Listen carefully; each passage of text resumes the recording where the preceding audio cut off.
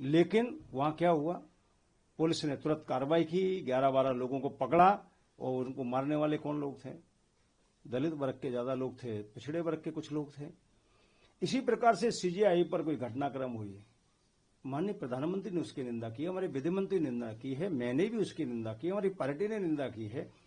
और संवैधानिक पद पर बैठे हुए व्यक्ति पर अगर कोई अपशब्द कहता है या कोई आपत्तिजनक बात करता है तो स्वाभाविक है देश भर ने निंदा की है। और ये कृत्य कोई शोभनीय नहीं है। लेकिन उसको भी कांग्रेस ने क्या कहा, दलित सुरक्षित नहीं है, एक सुप्रीम कोर्ट का प्रधान न्यायाधीश सुरक्षित नहीं है। मतलब कुल मिला के इस प्रकार का वातावरण बनाने की कोशिश की कि भारतीय जनता पार्टी कहीं ना कहीं दलित विरोधी है। अरे हमारी सरकार में तो प्रधान न्यायाधीश कहीं ना कहीं बने, हमारे सरकार में तो रेलवे बोर्ड का चेयरमैन पहली बार एससी बने, हमारी सरकार में तो 10 से 12 दलित मंत्री बने हैं। हम दलितों के हितैषी लोग हैं, संविधान के हितैषी लोग हैं। और इतना ही नहीं, अभी हरियाणा में कोई घटना हुई, एक आईपीएस ने आत्महत्या की है, वो नहीं होनी चाहिए थी। लेकिन वहां भी हरियाणा में भारतीय जनता पार्टी की सरकार ने बहुत प्रभावी ढंग से कार्रवाई चालू की है और जो भी होगा उसको दंडित किया जाएगा, वहां की सरकार का स्टैंड है। लेकिन कांग्रेस पार्टी भारतीय जनता पार्टी की सरकारों में जब भी कोई घटना होती है उसको भारतीय जनता पार्टी और संघ को लपेट कर बदनाम करने की दृष्टि से लगातार वितंडावाद तैयार किया जाता है, झूठ फैलाया जाता है। लेकिन जहां ही तेलंगाना की सरकार कांग्रेस की हो, कर्नाटक की सरकार कांग्रेस की हो, वहां दलितों के घर जलाए जाते हैं, दलितों को मारा जाता है, हत्याएं होती हैं और तो दलित विधायक का भी घर जला दिया जाता है, तो कांग्रेस की चुप्पी सध जाती है। मिर्चपुर हरियाणा में हमारे वाल्मीकि समाज के 24 लोगों का घर जलाया गया था कांग्रेस की सरकार के समय। यही कांग्रेस पार्टी की सरकार थी। यही कांग्रेस के लोग संवैधानिक न्याय और जांच प्रक्रिया पर भरोसा ये नहीं करते, ये भरोसा करते हैं किसी प्रकार से झूठ फैलाया जाए, लोगों में झगड़ा पैदा किया जाए और भय पैदा किया जाए। कांग्रेस दलित प्रेम का चेहरा दिखाती है, लेकिन दलित प्रेम उसके मन में कहीं है ही नहीं। 60 साल सत्ता में रही, 60 साल की सत्ता में कांग्रेस ने दलित उत्थान का क्या काम किया? बाबा साहब अंबेडकर को चुनाव हराने का पाप जरूर किया, 73,000 वोटों की गिनती उन्होंने कैंसिल कराई, बाबा साहब का अपमान किया। मंत्रिमंडल से मजबूरन उन्हें इस्तीफा देने के लिए कांग्रेस ने मजबूर किया। बाबा साहब अंबेडकर को भारत रत्न का सम्मान उन्होंने दिया। कांग्रेस पार्टी ने बाबा साहब अंबेडकर का एक भी राष्ट्रीय स्मारक हिंदुस्तान में नहीं बनाया।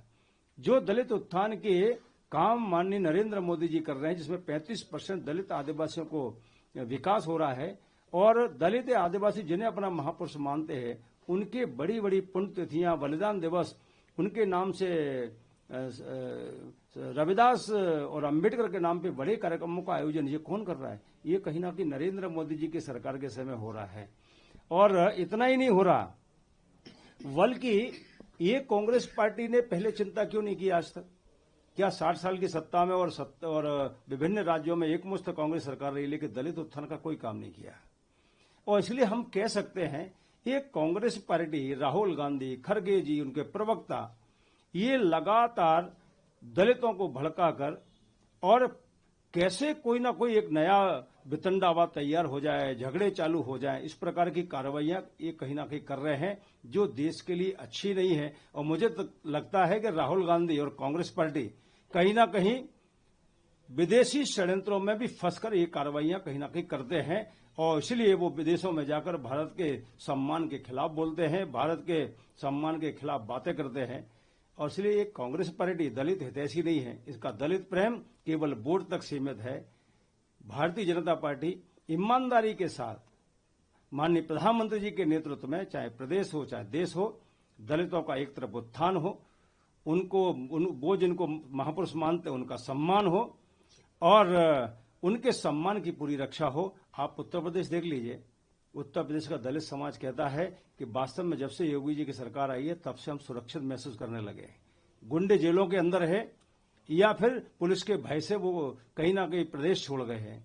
हमारे मध्य प्रदेश में इसी प्रकार का देखिए, ताकत के साथ हम अपराधियों को कुचलने का काम करते हैं और आम गरीब की सुरक्षा कैसे हो, बहनों की रक्षा कैसे हो, दलित सुरक्षित हो और एक तरफ उत्थान भी हो। ये काम भारतीय जनता पार्टी करती है। हम लड़ाने का काम नहीं करते, हम प्यार मोहब्बत सम्मान का काम करते हैं। कांग्रेस लड़ाने का और भ्रम पैदा करके झगड़ा पैदा कैसे हो, इसके लिए कहीं ना कहीं कार्रवाइयां करती है। सर, आपने विदेशी हस्तक्षेप और षड्यंत्र, आपको लगता है आगामी जो विधानसभा चुनाव है, बिहार चुनाव से पहले ही इस तरीके के आरोप लग रहे हैं बीजेपी पर कि ये दलित विरोधी हैं? क्या ये जातीय समीकरण को देखते हुए आरोप प्रत्यारोप का दौर शुरू हुआ? मुझे लगता है जब भी चुनाव आता है तब कहीं ना कहीं राहुल गांधी और खड़गे जी इस प्रकार की बातों को ज्यादा उठाने का काम करते हैं।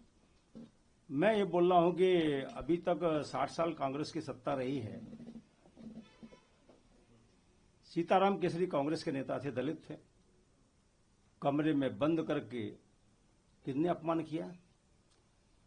कांग्रेस के लिए दलितों का वोट लाने के लिए पूरा प्रयास करते थे जगजीवन राम जी। उनको प्रधानमंत्री किसने नहीं बनने दिया। शिवभान सिंह सोलंकी जी आदिवासी नेता थे मध्य प्रदेश में, विधायक दल में सबसे ज्यादा विधायक उनके साथ थे, लेकिन उनको मुख्यमंत्री न बनाने का काम किसने किया? कांग्रेस पार्टी ने। और बाबा साहब अम्बेडकर को भी अपमानित करने का काम किसने किया? कांग्रेस पार्टी ने। यानी कि एक बड़ी सूची है, बाबा साहब अम्बेडकर, सीताराम केसरी, बाबू जगजीवन राम जी, शिवपाल सिंह सोलंकी। जब इन्होंने नेताओं को नहीं छोड़ा तो समाज को क्या छोड़ेंगे? इनके मन में दलित और आदिवासी प्रेम नहीं है। इनके मन में तो इनको भड़काकर इनका वोट कैसे कबाड़ें, ये गंदी राजनीति कांग्रेस की है, जो पूरी की पूरी एक झूठ की फैक्ट्री है, जो इसी पे उतारू है। किसी भी प्रकार से दल को तो भड़काया जाए, किसी भी प्रकार से ऐसा वातावरण बनाया जाए ताकि झगड़े चालू हो और संघ और भारतीय जनता पार्टी को लपेटो, उनको बदनाम करो, ये रहता है। और मुझे लग रहा है इसमें वो सफलता प्राप्त नहीं करेंगे, क्योंकि हिंदुस्तान का दलित, हिंदुस्तान का आदिवासी ये जानता है कि इन 2014 से लेकर अभी तक इन 11 सालों में नरेंद्र मोदी जी के नेतृत्व में जो उत्थान हुआ है, जो विकास हुआ है, जो सम्मान मिला है, वो शायद पहले कभी नहीं मिला। वीके न्यूज, राष्ट्र के नाम।